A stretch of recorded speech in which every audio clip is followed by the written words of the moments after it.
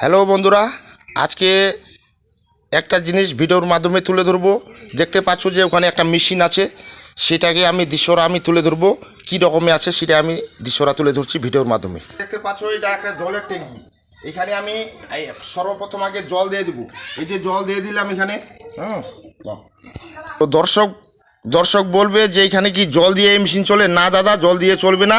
কারণ এখানে একটা ট্যাঙ্কি, তেলের ট্যাঙ্কি ছিল, সে তেলের ট্যাঙ্কি আমার নষ্ট হয়ে গেছে। তার জন্য আমি ব্যবহার করেছি এই যে একটা ড্রাম ব্যবহার করেছি, এখানে একটা ডিবা তৈরি করেছি। সেখানে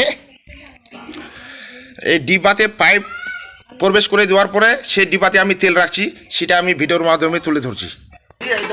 করে দেখাচ্ছি।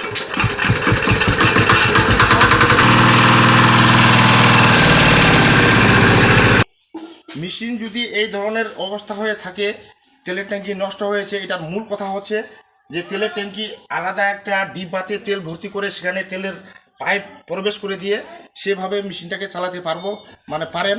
সেটা আমি ভিডিওর মাধ্যমে তুলে ধরলাম দর্শককে বোঝানোর জন্য। যদি এটা ভালো লাগে তো মানুষের কাছে শেয়ার করে দেবেন, মানুষও দেখে আরও উপকৃত হোক।